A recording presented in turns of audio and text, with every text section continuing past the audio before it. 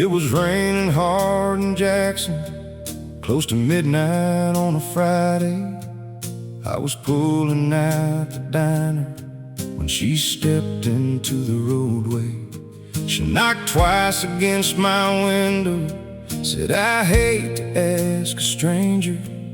Then she looked me in the eyes and said, "I don't feel safe with him anymore." She climbed into the passenger seat, set her suitcase at her feet, and whispered, "Just keep driving, I don't care where we meet." I didn't know her story, she didn't know my name, but something in the silence made the whole night change. She asked me to drive her home, but she never told me where. She just watched the highway disappear through the rain outside the glass. She said, "I don't need a hero, I just need one honest ride, somewhere I can close the door and finally choose my life." She asked me to drive her home, and somewhere between those county lines, she stopped being afraid. We passed a 24-hour station. She asked if I could stop. I bought a cup of black coffee and stared at the parking lot. And then she pulled a photograph from the pocket of her coat, a little girl beside a farmhouse standing underneath an oak. She said, "That's where I'm going, that's the house I should have stayed. My mother left it to me before she passed away." Then she looked down at the picture and started shaking in her hands, said, "I spent 5 years becoming someone I don't understand." She asked me to drive her home, but home was more than just a place. It was a life she left behind and a name she couldn't face. She said, "I don't need your questions, I don't need you to decide. Just promise when you drop me off, you'll leave the porch light on." She asked me to drive her home, and for the first time that night, she smiled when she said it. 2 hours later, we were turning down a gravel county road.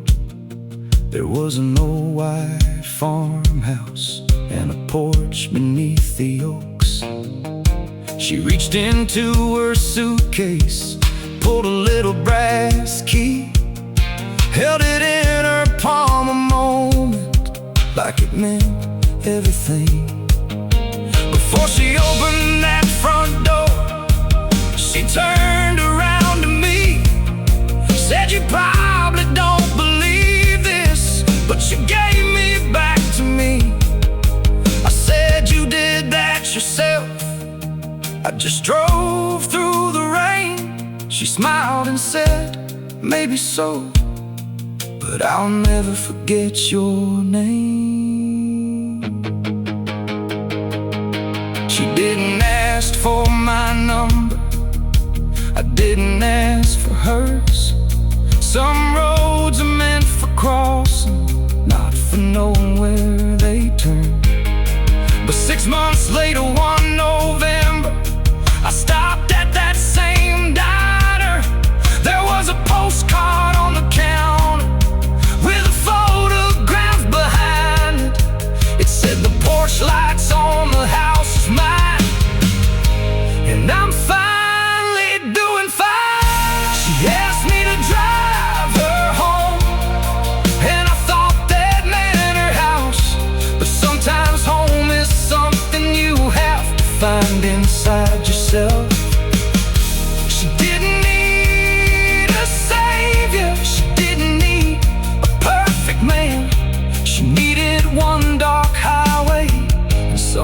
somebody who would understand. She asked me to drive her home,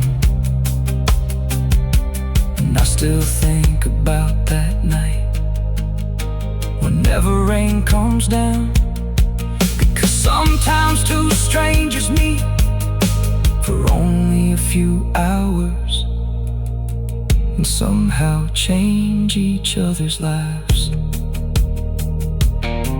I never learned where she went after that, but every time I pass that diner, I slow down just in case.